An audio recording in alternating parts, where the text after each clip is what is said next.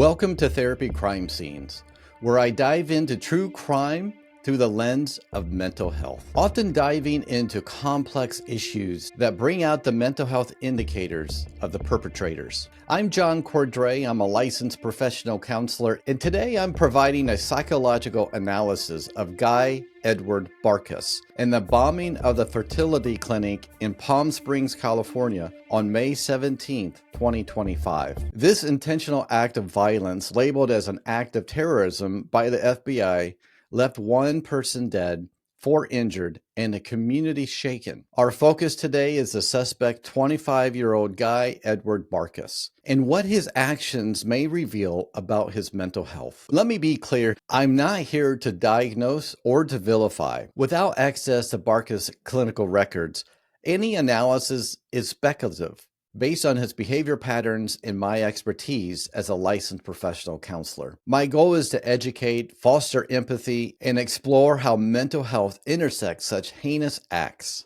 If you're struggling with your mental health right now, help is available. You can call or text 988. Visit the samhsa.gov website for more information. Okay, so let's begin. On Saturday morning, a car bomb exploded outside of the American Reproductive Center's clinic in Palm Springs, gutting the facility and shattering windows for blocks. The FBI identified Guy Edward Bartkus, a 25-year-old from 29 Palms, as the suspect, who reportedly died in the blast. Authorities describe it as a targeted attack, driven by nihilistic ideations and an anti-natalist ideology, which is in opposition to bringing people into the world without consent. Bartkus posted a 30-minute audio online expressing anger about his existence and tried to live stream the explosion, though the video failed to upload. As a therapist, these details are like fragments of a psychological crime scene. The nihilistic ideations, the audio rant, and the isolation of living in a remote area,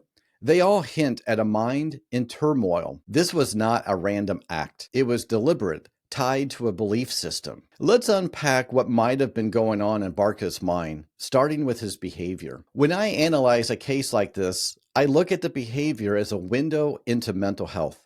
Bartkus' actions, posting a chilling audio recording online, setting up a camera to record the bombing, targeting the fertility clinic, they all suggest a mix of anger, fixation, and a desire to make a statement. His pro-mortalist stance, as reported, reflects a belief that life itself is inherently wrong. This isn't just an ideology, it's a psychological red flag. We can compare this to Cesar Sayic, the 2018 Florida mailer bomber. Sayic was driven by political paranoia, living in isolation and seeking significance through violence. Bartkus' audio, where he said, "I'm angry that I exist," echoes a similar sense of despair and rage. Social isolation, noted in 29 Palms remote setting, likely amplified his fixation. As a therapist, I ask, what pain fueled this? Was it untreated mental health, trauma, or both? Let's explore possible diagnosis here for Guy. And I want to reiterate, this is purely speculation based on his behaviors. One possibility is major depressive disorder,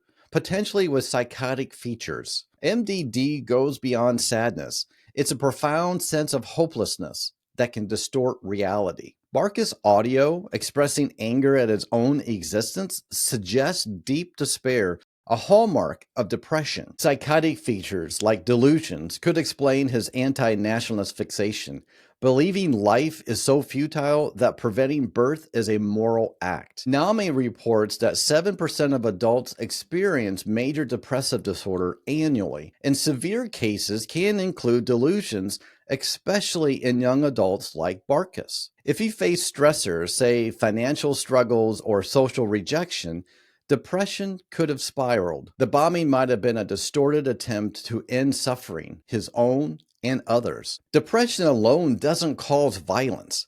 It's often a mix of untreated symptoms and external triggers. Could this fit Bartkus?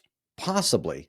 But let's consider another angle here. Another possibility is a psychotic disorder like schizophrenia, a related condition like schizotypal personality disorder. Schizophrenia, which often emerges in one's 20s, can involve delusions, fixed false beliefs like Bartkus' anti-natalist ideology, and disorganized thinking, as we see in his audio recordings. Schizotypal personality disorder is a milder condition. It includes eccentric beliefs and social isolation, which could align with its remote lifestyle and extreme views. Think of Myra May, the 2014 FSU shooter who believed he was targeted by surveillance. Bartkus' attempt to livestream the attack suggests a need to broadcast his beliefs, possibly driven by a delusional sense of purpose. Sampson notes that untreated psychotic disorders increase the risk of impulsive acts, though violence is rare. If Bartkus had early symptoms of paranoia, odd beliefs, without treatment, his ideology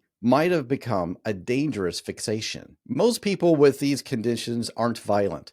It's the lack of care that's the issue. Could borderline personality disorder play a role here? BPD involves intense emotions, unstable identity, and the fear of abandonment. Bartkus' audio, Raging Against Existence, suggests an unstable sense of self, which is a core BPD trait. His pro-motorless stance might reflect nihilistic tendencies, where life feels meaningless, a mindset BPD patients can experience during crisis. Borderline personality disorder can lead to impulsive, self-destructive acts, and in rare cases, harm to others if paired with stressors like rejection and perceived betrayal. If Bartkus felt alienated, his attack on a fertility clinic symbolizing life might have been a symbolic rejection of his own existence. Again, this is speculative, but BPD's emotional volatility could explain his intense public expression of anger. California's mental health system struggles with access. Only 1 in 5 people with BPD get adequate care. Bartkus may have slipped through the cracks. Bartkus' anti-natalist ideology, tied to pro-mortalism, wasn't just a belief.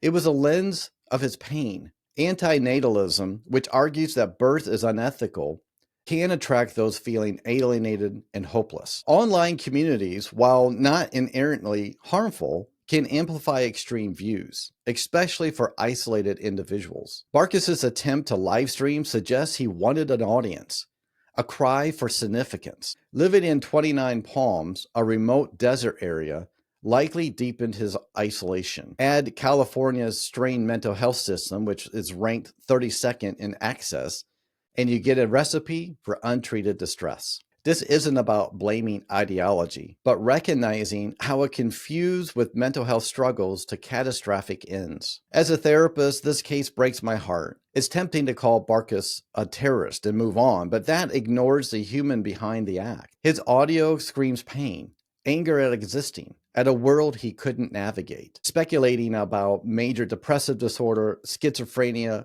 or borderline personality disorder helps us understand, but it doesn't erase the harm. The real question is, how do we prevent this? Early intervention is key. SAMHSA's 2025 data show that 60% of young adults with mental illness get no treatment. We need better access, less stigma, and community support. If you know someone withdrawing or fixating on extreme ideas, reach out. A conversation can save lives. Bartkus' story is a tragedy, not just for the victims, but for a system that failed him. The Palm Springs bombing is a stark reminder mental health matters. It's not just about one person's pain.